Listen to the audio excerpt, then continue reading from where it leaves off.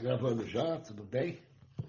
Em 1990, eu havia sido designado para servir no Rio de Janeiro. Eu estava, naquela ocasião, servindo no grupamento de fuzileiros navais de Brasília, e me designaram, que eu pedi, para vir para o Rio de Janeiro em 1990, e eu fui transferido e me apresentei no Rio de Janeiro, no batalhão de comando da divisão anfíbia, para poder servir em alguma unidade ali do complexo da Ilha do Governador. Eram muitas unidades, né? Tinha o batalhão Maital, Riachuelo, batalhão Paissandu, o próprio batalhão de comando, da divisão anfíbia, a companhia de comandos de serviço ali, também da divisão anfíbia, tinha a própria divisão anfíbia. Então havia um batalhão de serviço que ficava lá no finalzinho do Bananal. Então eram várias unidades que eu poderia ter, estava para optar por uma delas, e ser designado. Mas encontrei lá, nesse dia que eu estava lá, com o comandante Sobreira, era um capitão de corveta, e eu tinha trabalhado com ele lá no batalhão de comando anos atrás. Eu fui escrevente da divisão de pessoal, e o capitão Sobreira, então capitão Sobreira na época, era o chefe de pessoal, e o Paulo Roberto era auxiliar lá também, gente boa demais, capitão Paulo Roberto, e nós trabalhamos juntos lá. E eu fui um cara exemplar lá no batalhão de comando na época, um militar exemplar. E isso ficou gravado, na mente dos fuzileiros ali daquela unidade. E ao voltar em 1990, ao regressar de Brasília, o comandante Sobreira me convidou então para trabalhar com ele lá no comando da divisão anfíbia. Eu nunca tinha trabalhado no comando da divisão, e ele perguntou, eu estou lá no G10, que era a divisão de pessoal de todo o comando da divisão, o G10, e o comandante Sobreira era o auxiliar do outro comandante, que eu também já conhecia, porque ele foi comandante da Reconter, da Companhia de Reconhecimento Terrestre do Batalhão de Comando. Era um vibrador danado, um capitão de fragata, muito vibrador. Ele era comanfe, eu acho que ele não era paraquedista, mas ele era comanfe. Era um cara vibrador, a benção, o comandante. Um capitão de fragata. Gente muito boa também. Gente muito boa, muito educado e tal. Inclusive, eu dei aula para o filho dele de matemática, o filho dele estava fazendo o segundo período da UERJ em matemática, e eu dei aula para o filho dele de matemática 2. Dei bastante aula para ele, ia lá no comando da divisão estudar comigo, o filho dele, esse comandante. E aí eu fui convidado e aí aceitei, fui transferido lá para o comando da divisão. Chegando lá, eu assumi uma função que não era de praça, na ocasião era praça, era cabo, fuzileiro, e eu assumi a função que deveria ser um oficial ali, porque eu me tornei o responsável pela parte jurídica do comando da divisão anfíbia e pela parte de indicação para cursos de todos os militares da divisão. Então, essa função, na verdade, quem deveria estar assumindo essa função ou era um suboficial ou então um oficial. E eles confiaram em mim, o comandante confiou em mim e me deu essa função lá para me cuidar. E eu assumi essa função com toda dedicação, Fui para o primeiro distrito naval, e no primeiro distrito naval eu fiz um curso rápido lá com a parte jurídica do comando do distrito naval, lá no primeiro DN, lá no centro do Rio. Eu fiz um curso rápido de justiça e disciplina com os militares oficiais lá da Gola, da Marinha de Guerra, para poder ter uma estrutura de conhecimento dos processos, como eles eram montados, como eles... Eu ganhei um manual, o manual de sindicância, o manual de conselho de disciplina, lá no comando do primeiro Distrito Naval, ganhei aquilo ali para poder estudar. E eu tive vários dias de palestra com os oficiais lá, e eles passando para mim tudo como funciona, né? Os meandros de um processo, né? O processo quando vai dar certo, quando não vai, quais os vícios, quais os problemas que podem ter num processo que impeçam, né, que o processo vá adiante ou seja anulado, né? Porque não pode ter problema no processo. E ali foi bom, porque eu aprendi muita coisa. E os oficiais do comando da divisão, a maioria dos oficiais que eram responsáveis pelos processos jurídicos das unidades, eles eram muitas vezes tenente ou capitães. Eles eram os presidentes das sindicâncias e dos conselhos de disciplina. Então, eles iam lá no comando da divisão para falar sobre o assunto, tratar sobre a questão do processo, estava tudo ok, eles levavam esse processo e eles tomavam um susto quando chegavam lá, porque eles imaginavam que chegariam lá no comando da divisão, por ser uma unidade nobre, né, uma unidade de comando, porque lá era o comando almirante, né? Eles iam encontrar um oficial igual a eles, sentado numa mesa, para tratar desse assunto, né? Mas eles tomavam um susto, né? Porque eles chegavam lá e eles se dirigiam lá à sala do comandante, né? O comandante, o Fragata, recebia eles, o Sobreira, e eu não me lembro o nome do capitão de fragata agora. E eles, então, diziam, não, você vai conversar e vai tratar esse assunto com o Kleber. Aí eles falaram, mas quem é o Kleber, né? Quem é ele? Ah, ele é o cabo Kleber. Ele é o responsável por essa área aqui. Eles tomavam um susto, né? Mas eles iam lá falar comigo, de qualquer maneira. Tinha que falar, né?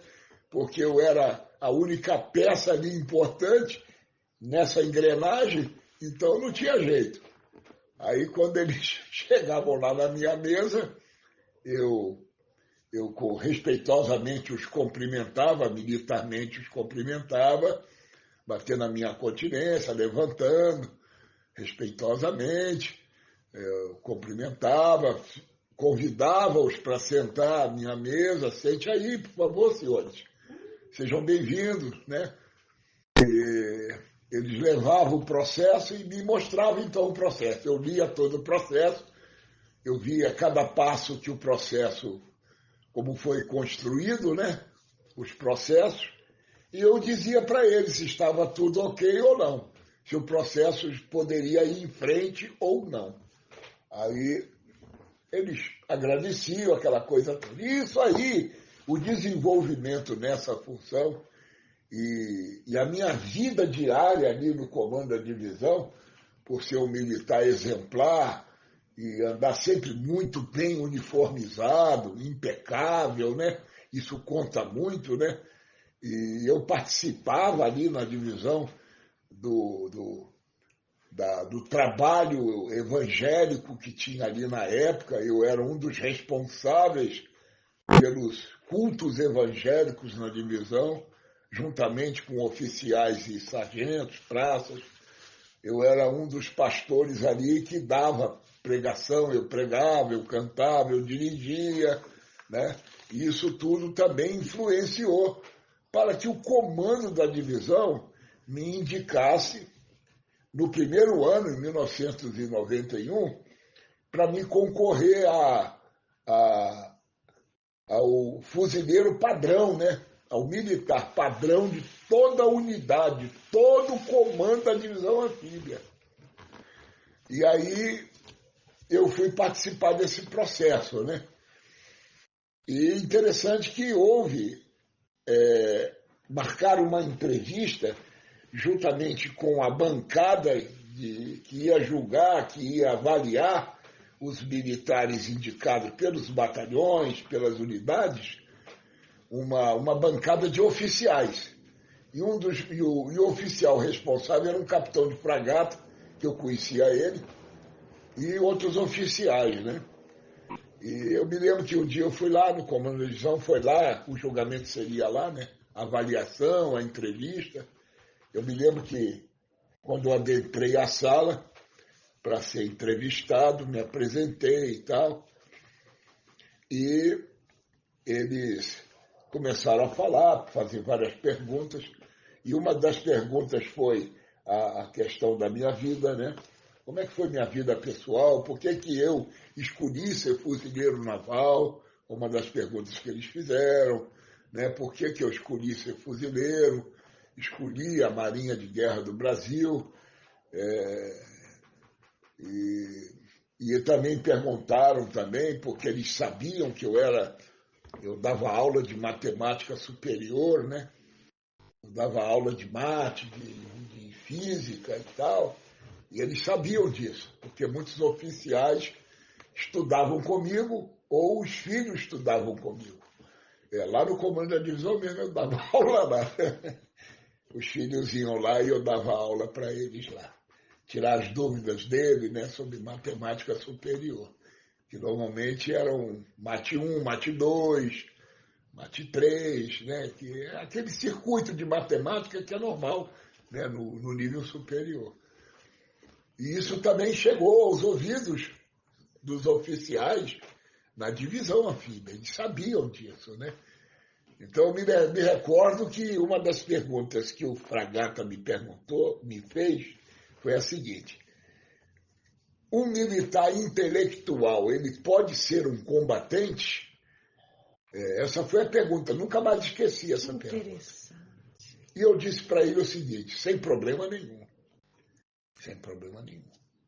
Eu não vejo nenhum impedimento da intelectualidade com a operatividade de um militar no campo de batalha, no campo de operações. Eu falei assim para ele: eu não vejo nenhum impedimento, porque a intelectualidade ajuda nessa hora, até para tomada de decisões. Eu falei, até para tomada de decisões. E resolver conflitos. Tomada de decisões, saber o que fazer na hora mais crítica, resolver problemas. O intelectual, ele conhece os caminhos, ele sabe tomar as decisões, né? E eles gostaram disso. Eles gostaram.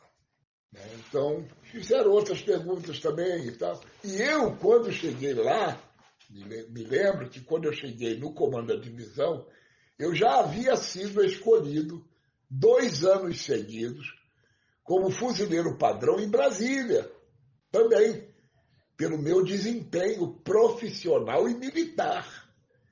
Porque, além de eu ser um excelente militar, um militar padrão, né, que eles chamam de padrão, porque é aquele militar que é impecável, obediente à disciplina, às regras, né, que está sempre pronto, né, ele é observado pelos oficiais.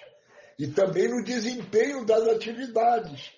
Né, a minha função, como eu trabalhava na parte pessoal, que eu sempre fui um burocrata na Marinha, então aquela parte que eu desempenhava de assessoria aos comandantes de companhia, aos comandantes de divisão, e eu tinha assumido uma função importante lá no grupamento, que foi a de chefe do serviço de correspondência do grupamento, era o arquivo geral do grupamento, onde se concentrava toda a documentação que entrava e saía do grupamento. Olha que legal. Todas as documentações que chegavam de fora e todas as documentações que saíam para fora passavam na minha mão. Na minha mão e da equipe, né, de alguns militares que trabalhavam comigo. E eu era o chefe daquilo ali. Eu que conduzia aquilo ali. Né? Então eles ficavam maravilhados. O cara, eles diziam assim, poxa, o cara é cabo, mas ele é um cabo que não é cabo. Ele é um cabo oficial, é um cabo major, sei lá, um cabo... Muito bom. Né? Porque a capacidade que esse homem tem, né, de desenvolver trabalhos... Autarquia. Autarquia, a capacidade que ele tem, não só de desenvolver o trabalho, mas de comandar também, porque tem uma equipe na mão dele. Ele sabe comandar essa equipe. E eles perguntaram sobre a sua vida Também, pessoal. Perguntaram como foi minha vida. Eu disse que fui um rapaz que vim de uma família simples. Meus pais eram pessoas simples, né? Pessoas que, como um brasileiro, a maioria deles. E eu comecei a trabalhar muito cedo, porque meus pais não tinham condições financeiras para bancar estudo, tudo, não tinham, né? Meu pai era um homem trabalhador, simples, trabalhador, honesto, mas ele não tinha uma capacidade financeira de dar aos filhos um estudo melhor, uma condição melhor, que para você ingressar que lhe proporcionasse oficial, a oportunidade de ir para uma escola de oficial, de sargento, sei lá, na época. Eu não tive essa oportunidade por falta de incentivos, né, e tal. Mas tudo bem, eu fui pelo meu caminho. E o meu caminho foi entrar pelas fileiras dos fuzileiros navais. Né? Até orientado por aquele capitão, que era professor de matemática, que gostava muito de mim. Né? Era professor na escola que eu estudei.